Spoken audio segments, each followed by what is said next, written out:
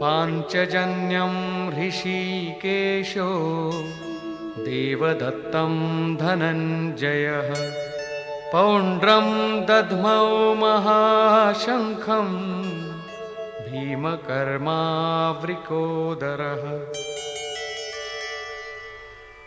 ऋषिकेशः, जो हृदय के सर्वस्व ज्ञाता है, उन कृष्ण ने 5 जन्य शंख बजाया। पांचों ज्ञानेंद्रियों को पंच तन्मात्राओं शब्द, स्पर्श, रूप, रस, गंध के रसों से समेटकर अपने जन भक्त की श्रेणी में ढालने की घोषणा की। विकराल रूप से बहकती हुई इंद्रियों को समेटकर उन्हें अपने सेवक की श्रेणी में खड़ा कर देना हृदय से प्रेरक सद्गुरु की देन है। श्री कृष्ण एक योगेश्वर सद्गुरु थे। शिष्यस्ते हम, भगवन मैं आपका शिष्य हूं। बाह्य विषय वस्तुओं को छोड़कर ध्यान में इष्ट के अतिरिक्त दूसरा न देखें, दूसरा न सुने, न दूसरे का स्पर्श करें। यह सद्गुरु के अनुभव संचार पर निर्भर करता है। देवदत्तम धनंजयः, दैवी संपत्ति को अधीन करने वाला अनुराग ही अर्जुन है। इष्ट के अनुरूप लगाव जिसमें विरह, वैराग्य, अश्रुपात हो। गदगद गिरा नयन बह नीरा, रोमांच हो। इष्ट के अतिरिक्त अन्य विषय वस्तु का लेश मात्र टकराव न होने पाए, उसी को अनुराग कहते हैं।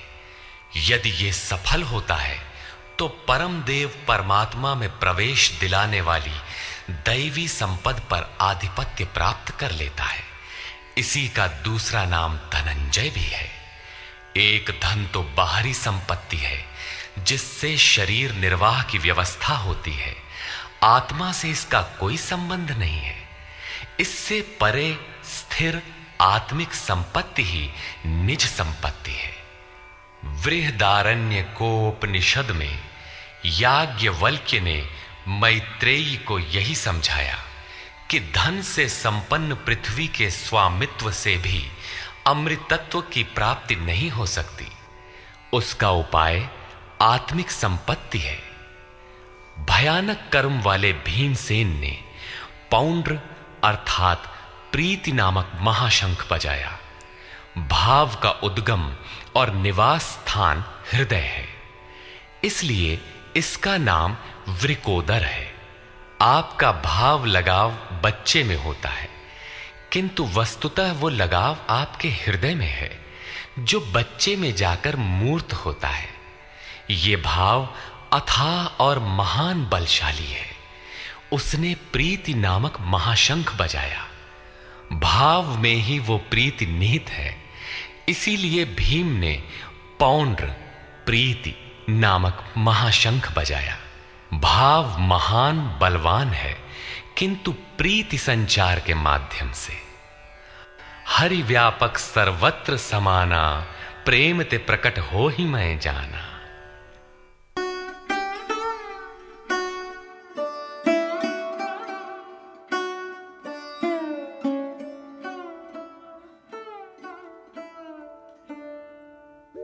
अनंत विजयं राजा कुंती पुत्रो युधिष्ठिरः नकुलः सहदेवश्च सुघोषमणिपुष्पकौ। कुंती पुत्र राजा युधिष्ठिर ने अनंत विजय नामक शंख बजाया। कर्तव्य रूपी कुंती और धर्म रूपी युधिष्ठिर। धर्म पर स्थिरता रहेगी तो अनंत विजयम अनंत परमात्मा में स्थिति दिलाएगा। युद्धे स्थिरः सह युधिष्ठिरः।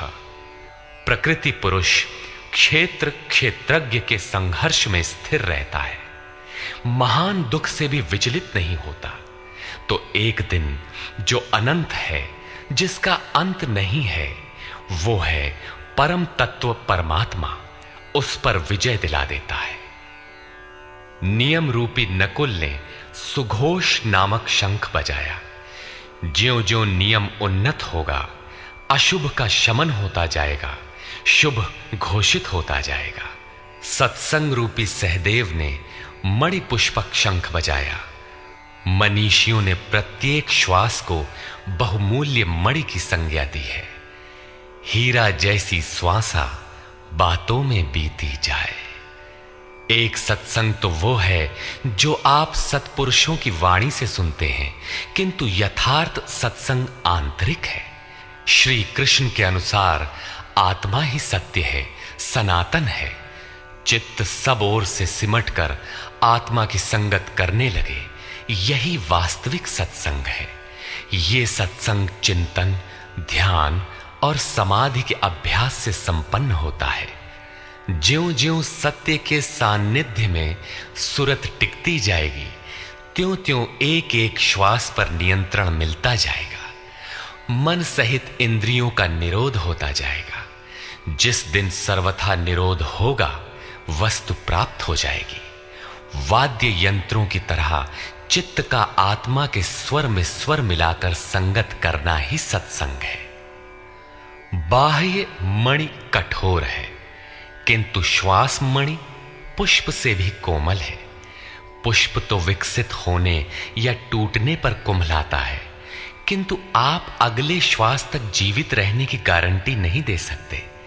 किंतु सत्संग सफल होने पर प्रत्येक श्वास पर नियंत्रण दिलाकर परम लक्ष्य की प्राप्ति करा देता है।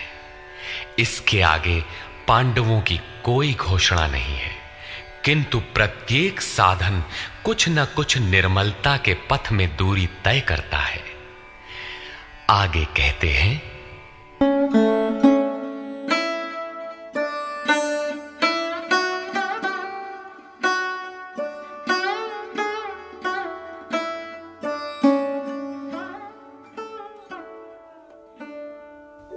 काश्यश्च परमेश्वासः शिखण्डी च महारथः धृष्टद्युम्नो विराटश्च सात्यकिश्चापराजितः। काया रूपी काशी। पुरुष जब सब ओर से मन सहित इंद्रियों को समेटकर काया में ही केंद्रित करता है, तो परमेश्वासः परम ईश में वास का अधिकारी हो जाता है। परम ईश में वास दिलाने में सक्षम काया ही काशी है। काया में ही परम ईश का निवास है। परमेश्वास का अर्थ श्रेष्ठ धनुष वाला नहीं, बल्कि परम धन ईश धन वास है। शिखा सूत्र का त्याग ही शिखंडी है। आजकल लोग सिर के बाल कटा लेते हैं और सूत्र के नाम पर गले की जनेऊ हटा लेते हैं, अग्नि जलाना छोड़ देते हैं। हो गया सन्यास उनका। नहीं, वस्तुतः शिखा लक्ष्य का प्रतीक है जिसे आपको पाना है, और सूत्र है संस्कारों का। जब तक आगे परमात्मा को पाना शेष है, पीछे संस्कारों का सूत्रपात लगा हुआ है, तब तक त्याग कैसा, सन्यास कैसा? अभी तो चलने वाले पथिक हैं। जब प्राप्तव्य प्राप्त हो जाए, पीछे लगे हुए संस्कारों की डोर कट जाए, ऐसी अवस्था में ब्रह्म सर्वथा शांत हो जाता है। इसलिए शिखंडी ही ब्रह्म रूपी भीष्म का विनाश करता है। शिखंडी चिंतन पथ की विशिष्ट योग्यता है, महारथी है। धृष्टद्युम्न दृढ़ और अचल मन तथा विराटः सर्वत्र विराट ईश्वर का प्रसार देखने की क्षमता इत्यादि दैवी संपद के प्रमुख गुण हैं। सात्विकता ही सात्य की है। सत्य के चिंतन की प्रवृत्ति अर्थात सात्विकता यदि बनी है तो कभी गिरावट नहीं आने पाएगी, इस संघर्ष में पराजित नहीं होने देगी।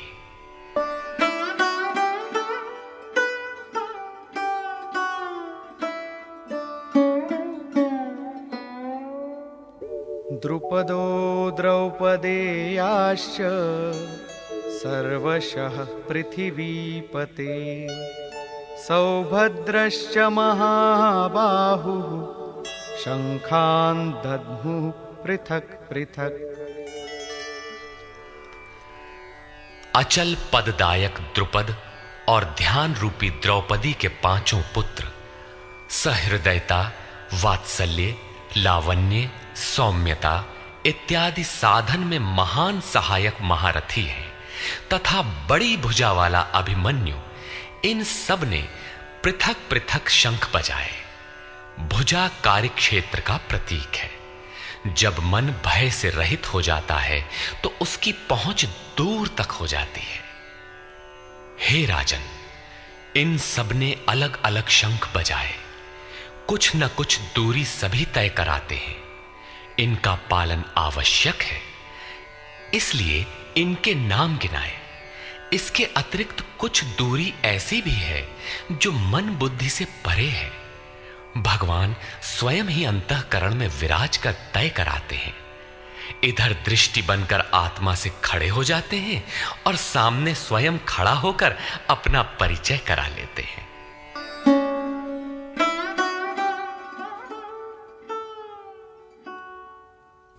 सघोषोधार्तराष्ट्राणां हृदयानि व्यदारयत्। नभश्च पृथिवीं चैव तुमुलो व्यनुनादयन्। उस घोर शब्द ने आकाश और पृथ्वी को भी शब्दायमान करते हुए धृतराष्ट्र पुत्रों के हृदय विदीर्ण कर दिए।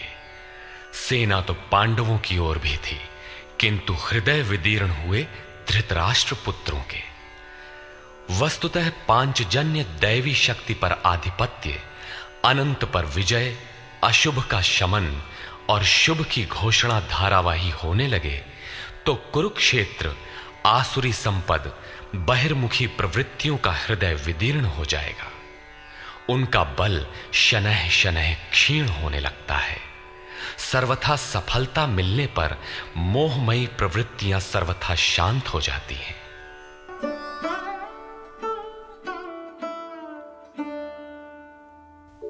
अथ व्यवस्थितान् दृष्ट्वा धार्तराष्ट्रान् कपिध्वजः प्रवृत्ते शस्त्रसम्पाते धनुरुद्यम्य पाण्डवः।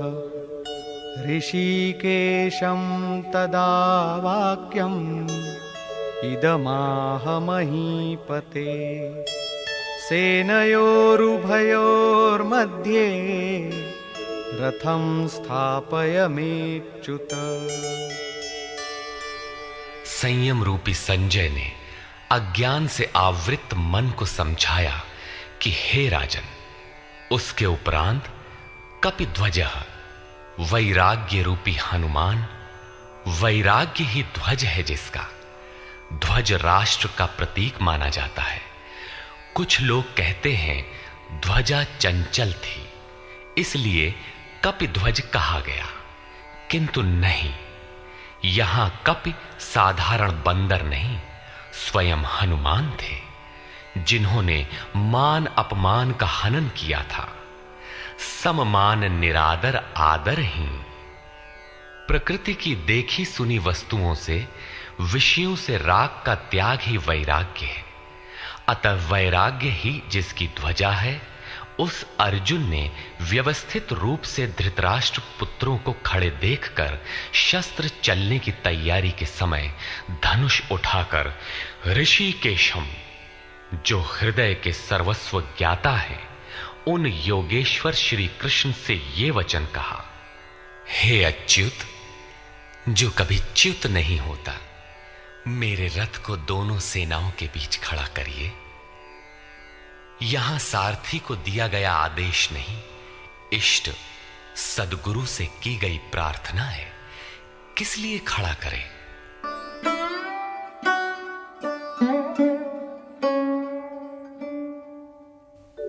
यावदेतान्निरीक्षेऽहं योद्धुकामानवस्थितान् कैर्मया सह योद्धव्यम् अस्मिन् रणसमुद्यमे।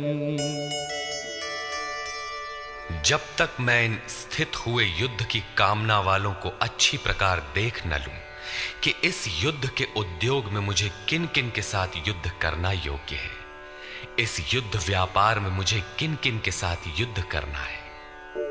योत्स्यमानान् वेक्षेऽहम् य एतेऽत्र समागताः धार्तराष्ट्रस्य दुर्बुद्धेर्युद्धे प्रियचिकीर्षवः। दुर्बुद्धि दुर्योधन का युद्ध में कल्याण चाहने वाले जो जो ये राजा लोग इस सेना में आए हैं, उन युद्ध करने वालों को मैं देखूंगा, इसलिए खड़ा करें। मोह रूपी दुर्योधन, मोहमयी प्रवृत्तियों का कल्याण चाहने वाले जो जो राजा इस युद्ध में आए हैं, उनको मैं देख लूं। संजय उवाच।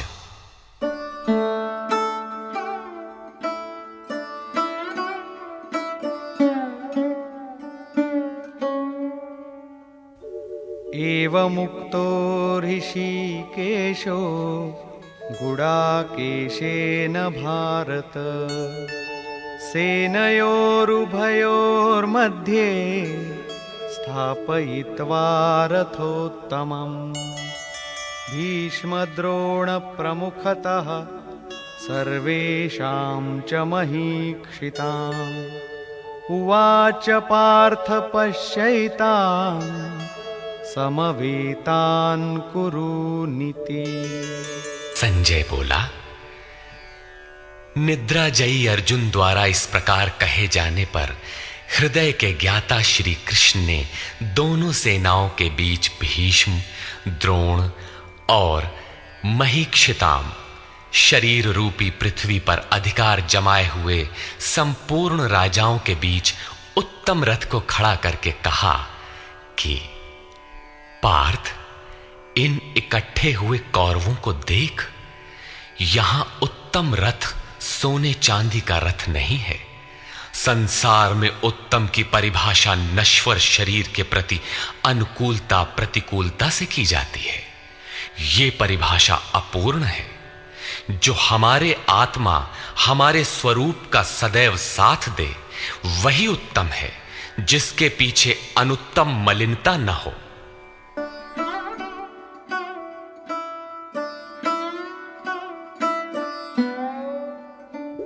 तत्रापश्यत् स्थितान् पार्थः पितॄनथ पितामहान् आचार्यान् मातुलान् भ्रातॄन् पुत्रान् पौत्रान् सखींस्तथा श्वशुरान् सुहृदश्चैव सेनयोरुभयोरपि।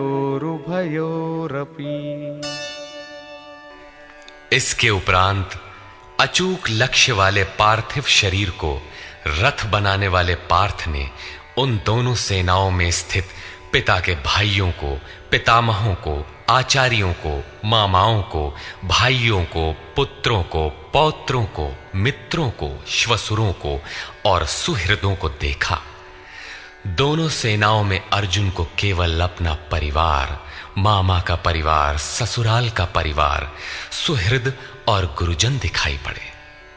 प्रचलित गणना के अनुसार 18 अक्षौहिणी 2.5-3 अरब के लगभग होता है, जो आज के विश्व की जनसंख्या के समकक्ष है। इतने मात्र के लिए यदा कदा विश्व स्तर पर आवास खाद्य समस्या बन जाती है। इतना बड़ा जन समूह अर्जुन के 3-4 रिश्तेदारों का परिवार मात्र था। क्या इतना बड़ा भी किसी का परिवार होता है? कदापि नहीं। ये हृदय देश का चित्रण है।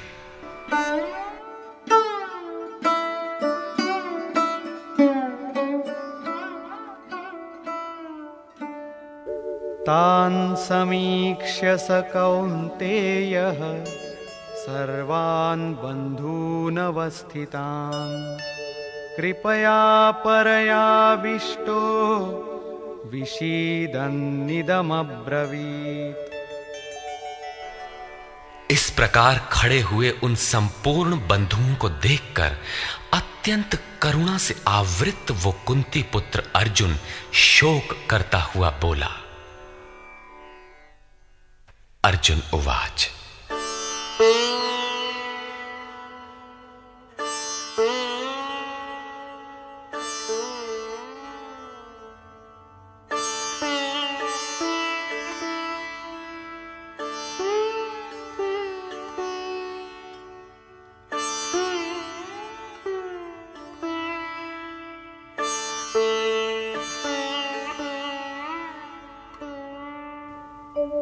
दृष्ट्वेमं स्वजनं कृष्ण युयुत्सुं समुपस्थितं सीदन्ति मम गात्राणि मुखं च परिशुष्यति वेपथुश्च शरीरे मे रोमहर्षश्च जायते।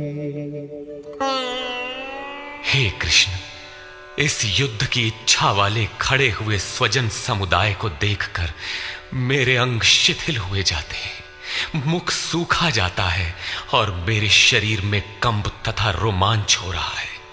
इतना ही नहीं, गांडीवं स्रंसते हस्तात् त्वक्चैव परिदह्यते न च शक्नोम्यवस्थातुं भ्रमतीव च मे मनः। हाथ से गांडीव गिरता है, त्वचा भी जल रही है। अर्जुन को ज्वर सा हो आया, संतप्त हो उठा कि ये कैसा युद्ध है जिसमें स्वजन ही खड़े हैं। अर्जुन को भ्रम हो गया। वो कहता है, अब मैं खड़ा रह पाने में भी अपने को असमर्थ पा रहा हूं, अब आगे देखने की सामर्थ्य नहीं है। निमित्तानि च पश्यामि विपरीतानि केशव न च श्रेयोनुपश्यामि हत्वा स्वजनमाहवे। हे केशव, इस युद्ध का लक्षण भी विपरीत ही देखता हूं। युद्ध में अपने कुल को मारकर परम कल्याण भी नहीं देखता हूं। कुल को मारने से कल्याण कैसे होगा?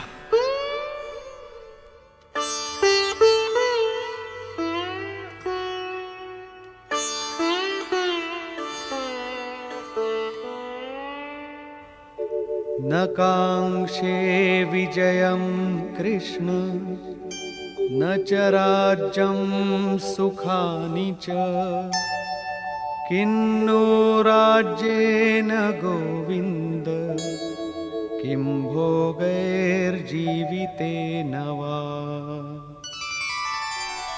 संपूर्ण परिवार युद्ध के मुहाने पर है।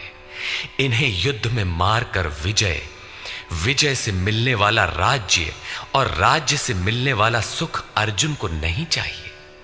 वो कहता है, हे श्री कृष्ण, मैं विजय नहीं चाहता, राज्य तथा सुख भी नहीं चाहता।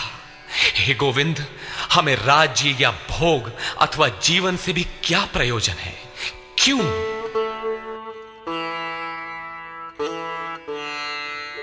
येषामर्थे कांक्षितं नो राज्यं भोगाः सुखानि च तैमेव स्थिता युद्धे प्राणान् त्यक्त्वा धनानि च। हमें जिनके लिए राज्य भोग और सुखादिक इच्छित हैं, वे ही परिवार जीवन की आशा त्याग कर युद्ध के मैदान में खड़े हैं। हमें राज्य इच्छित था तो परिवार को लेकर, भोग सुख और धन की पिपासा थी तो स्वजन और परिवार के साथ उन्हें भोगने की थी। किंतु जब सब के सब प्राणों की आशा त्याग कर खड़े हैं तो मुझे सुख राज्य या भोग नहीं चाहिए। ये सब इन्हीं के लिए प्रिय थे। इनसे अलग होने पर हमें इनकी आवश्यकता नहीं है। जब तक परिवार रहेगा तब तक ये वासनाएं भी रहती हैं। झोपड़ी में रहने वाला भी अपने परिवार, मित्र और स्वजन को मारकर विश्व का साम्राज्य स्वीकार नहीं करेगा। अर्जुन यही कहता है कि हमें भोग प्रिय थे, विजय प्रिय थी, किंतु जिनके लिए थी, जब वे ही नहीं रहेंगे तो भोगों से क्या प्रयोजन? इस युद्ध में मारना किसे है?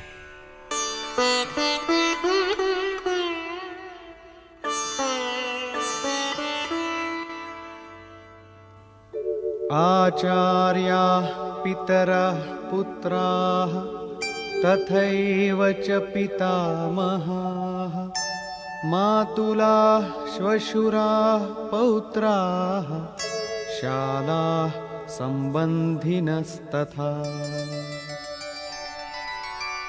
इस युद्ध में ताऊ, चाचे, लड़के और इसी प्रकार दादा, मामा, श्वसुर, पोते, साले तथा समस्त संबंधी ही हैं।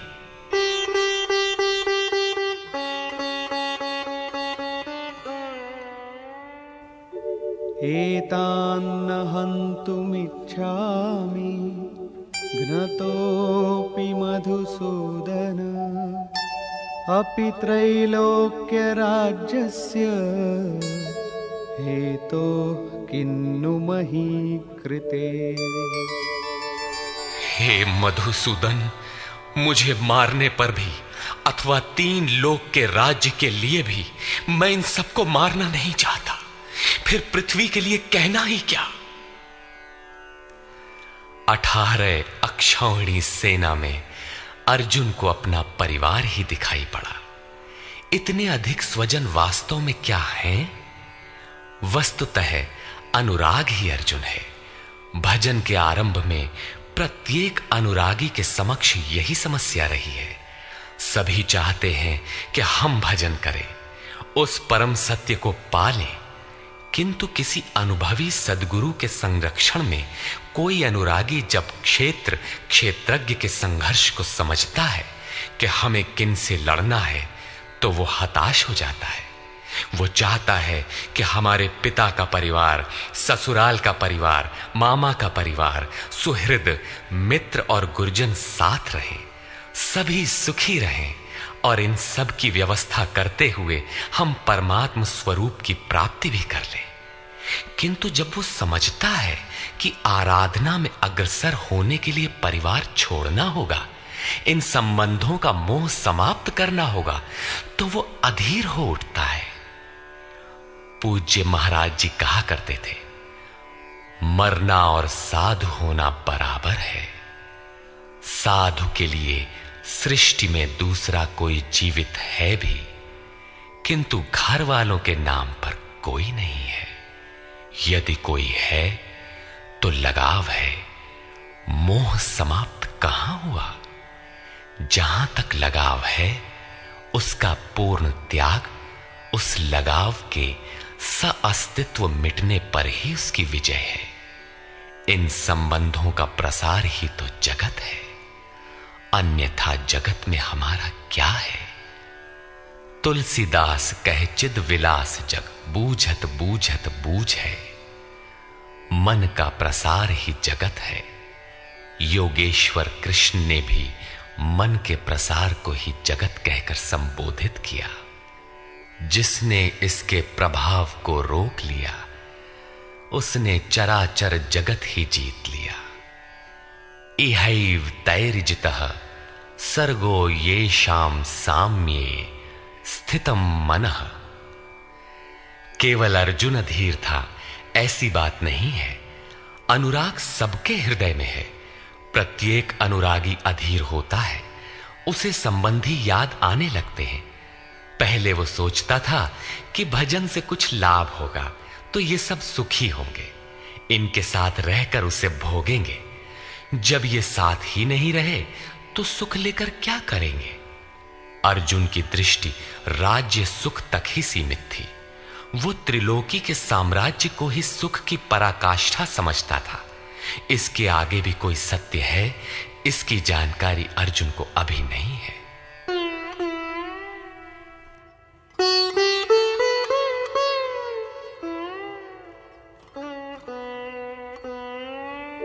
निहत्य धार्तराष्ट्रान्नः का प्रीतिः स्याज्जनार्दन पापमेवाश्रयेदस्मान् हत्वैतानाततायिनः।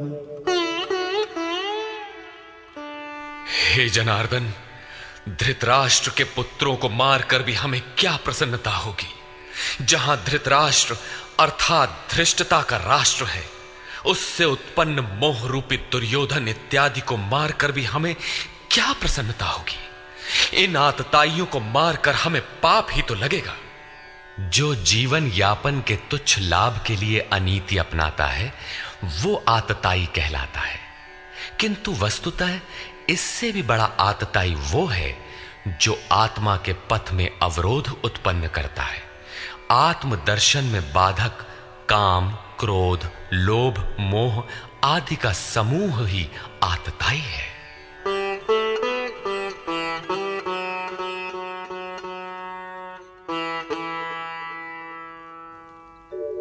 तस्मान्नार्हा वयं हन्तुं धार्तराष्ट्रान् स्वबान्धवान् स्वजनं हि कथं हत्वा सुखिनः स्याम माधव। इससे हे माधव, अपने बांधव धृतराष्ट्र के पुत्रों को मारने के लिए हम योग्य नहीं हैं। स्वबांधव कैसे? वे तो शत्रु थे ना। वस्तुतः शरीर के रिश्ते अज्ञान से उत्पन्न होते हैं। ये मामा है, ससुराल है, स्वजन समुदाय है, ये सब अज्ञान ही तो है। जब शरीर ही नश्वर है तब इसके रिश्ते ही कहां रहेंगे। मोह है तभी तक सुहृद है, हमारा परिवार है, हमारी दुनिया है। मोह नहीं तो कुछ भी नहीं। इसीलिए वे शत्रु भी अर्जुन को स्वजन दिखाई पड़े। वो कहता है कि अपने कुटुंब को मारकर हम कैसे सुखी होंगे। यदि अज्ञान और मोह न रहे तो कुटुंब का अस्तित्व न हो। यह अज्ञान ज्ञान का प्रेरक भी है। भर्तृहरि, तुलसी इत्यादि अनेक महानुभावों को वैराग्य की प्रेरणा पत्नी से मिली, तो कोई सौतेली मां के व्यवहार से खिन्न होकर वैराग्य पथ पर अग्रसर हुआ दिखाई देता है।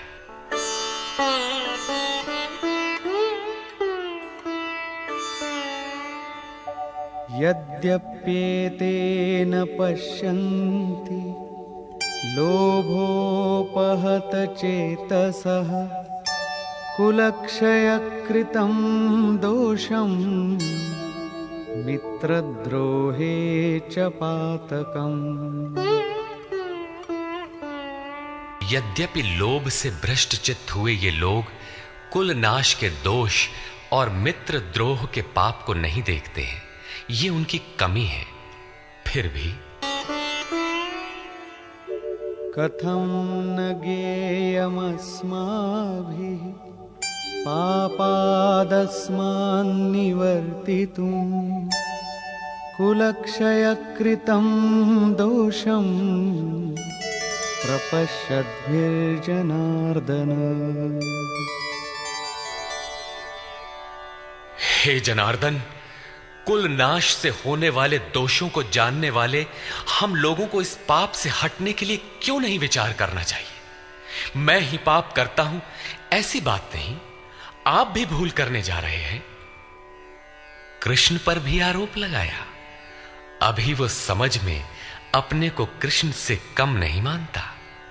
प्रत्येक नया साधक सद्गुरु की शरण जाने पर इसी प्रकार तर्क करता है और अपने को जानकारी में कम नहीं समझता। यही अर्जुन भी कहता है कि ये भले न समझें, किंतु हम आप तो समझदार हैं। कुल नाश के दोषों पर हमें विचार करना चाहिए। कुल नाश में दोष क्या है? कुलक्षये प्रणश्यन्ति कुलधर्माः सनातनाः धर्मे नष्टे कुलं कृत्स्नं अधर्मोऽभिभवत्युत। कुल के नाश होने से सनातन कुल धर्म नष्ट हो जाते हैं।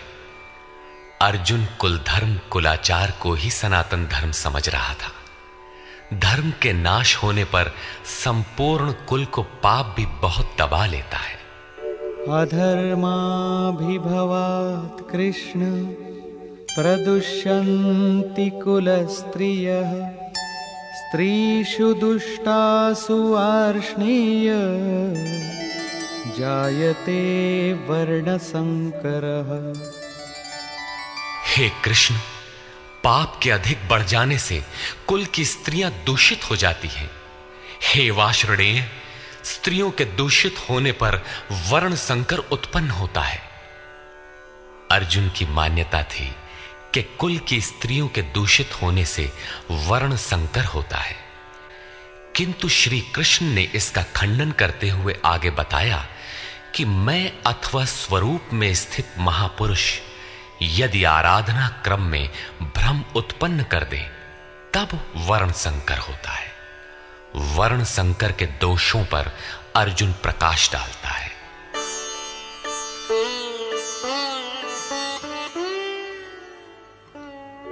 संकरो नरकायैव कुलघ्नानां कुलस्य च। पतन्ति पितरो येषां लुप्तपिण्डोदकक्रियाः। वर्ण संकर कुल घातियों और कुल को नरक में ले जाने के लिए ही होता है। लुप्त हुई पिंड क्रिया वाले इनके पितर लोग भी गिर जाते हैं। वर्तमान नष्ट हो जाता है, अतीत के पितर गिर जाते हैं और भविष्य वाले भी गिरेंगे। इतना ही नहीं,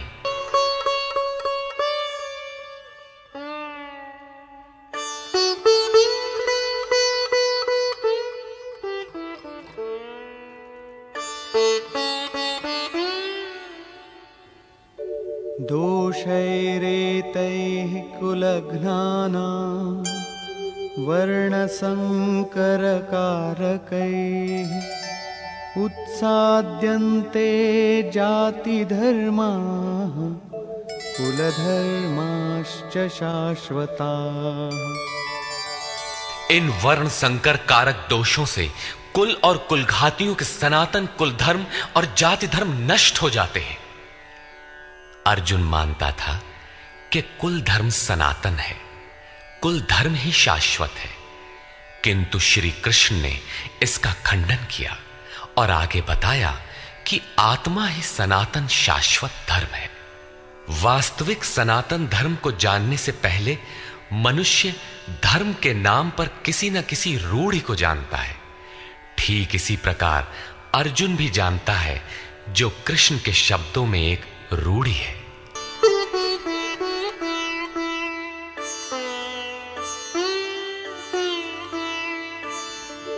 उत्सन्न कुलधर्माणां मनुष्याणां जनार्दन नरके नियतं वासो भवतीत्यनुशुश्रुम। हे जनार्दन, नष्ट हुए कुल धर्म वाले मनुष्यों का अनंत काल तक नरक में वास होता है, ऐसा हमने सुना है। कुल धर्म ही नहीं नष्ट होता, बल्कि शाश्वत सनातन धर्म भी नष्ट हो जाता है। जब धर्म ही नष्ट हो गया तो ऐसे पुरुष का अनंत काल तक नरक में निवास होता है, ऐसा हमने सुना है, देखा नहीं, सुना है। अहो बत महत् पापं कर्तुं व्यवसिता वयं यद्राज्य सुखलोभेन हन्तुं स्वजनमुद्यताः। अहो, शोक है कि हम लोग बुद्धिमान होकर भी महान पाप करने को तैयार हुए हैं। राज्य और सुख के लोभ से अपने कुल को मारने के लिए उद्यत हुए हैं। अभी अर्जुन अपने को कम ज्ञाता नहीं समझता। आरंभ में प्रत्येक साधक इसी प्रकार बोलता है, महात्मा बुद्ध का कथन है कि मनुष्य जब अधूरी जानकारी रखता है तो अपने को महान ज्ञानी समझता है, और जब आधे से आगे की जानकारी हासिल करने लगता है तो अपने को महान मूर्ख समझता है। ठीक इसी प्रकार अर्जुन भी अपने को ज्ञानी ही समझता है। वो कृष्ण को ही समझाता है कि उस पाप से परम कल्याण हो, ऐसी बात भी नहीं। केवल राज्य और सुख के लोभ में पड़कर हम लोग कुल नाश करने को उद्यत हुए हैं, महान भूल कर रहे हैं। हम ही भूल कर रहे हैं ऐसी बात नहीं, आप भी भूल कर रहे हैं। एक धक्का कृष्ण को भी दिया। अंत में अर्जुन अपना निर्णय देता है।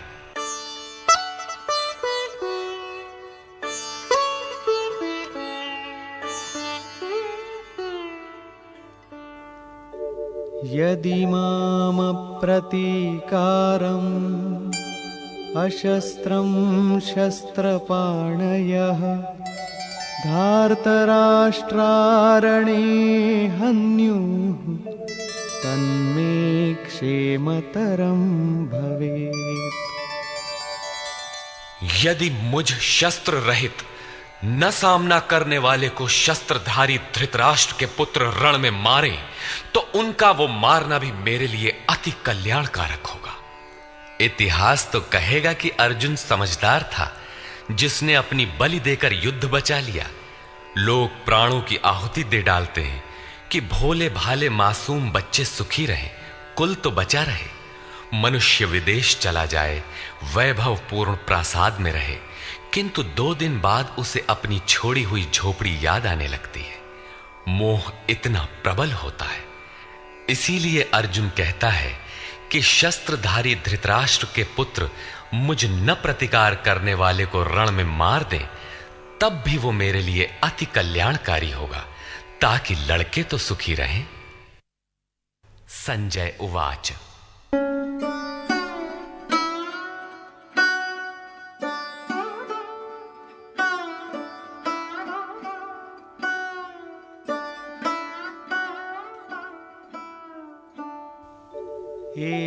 एवमुक्त्वार्जुनः संख्ये रथोपस्थ उपाविशत् विसृज्य सशरं चापं शोकसंविघ्नमानसः। संजय बोला कि रणभूमि में शोक से उद्विग्न मन वाला अर्जुन इस प्रकार कहकर बाण सहित धनुष को त्याग कर रथ के पिछले भाग में बैठ गया, अर्थात क्षेत्र क्षेत्रज्ञ के संघर्ष में भाग लेने से पीछे हट गया। निष्कर्ष। अर्जुन को सैन्य निरीक्षण में अपना परिवार ही दिखाई पड़ता है। जहां तक संबंध है उतना ही जगत है। अनुराग के प्रथम चरण में पारिवारिक मोह बाधक बनता है। साधक जब देखता है कि मधुर संबंधों से इतना विच्छेद हो जाएगा जैसे वे थे ही नहीं, तो उसे घबराहट होने लगती है। स्वजना शक्ति को मारने में उसे अकल्याण दिखाई देने लगता है। वो प्रचलित रूढ़ियों में अपना बचाव ढूंढने लगता है, जैसा अर्जुन ने किया। उसने कहा, कुल धर्म ही सनातन धर्म है। इस युद्ध से सनातन धर्म नष्ट हो जाएगा। कुल की स्त्रियां दूषित होंगी, वर्ण संकर पैदा होगा, जो कुल और कुल घातियों को अनंत काल तक नरक में ले जाने के लिए ही होता है। अर्जुन अपनी समझ से सनातन धर्म की रक्षा के लिए विकल है। उसने श्री कृष्ण से अनुरोध किया कि हम लोग समझदार होकर भी ये महान पाप क्यों करें, अर्थात श्री कृष्ण भी पाप करने जा रहे हैं। अंततोगत्वा पाप से बचने के लिए मैं युद्ध नहीं करूंगा, ऐसा कहता हुआ हताश अर्जुन रथ के पिछले भाग में बैठ गया। क्षेत्र क्षेत्रज्ञ के संघर्ष से पीछे हट गया। अतः ओम तत्सदिति श्रीमद् भगवद गीता सूपनिषत्सु ब्रह्म विद्यायाम योग शास्त्रे श्री कृष्णार्जुन संवादे संशय विषाद योगो नाम प्रथमोऽध्यायः।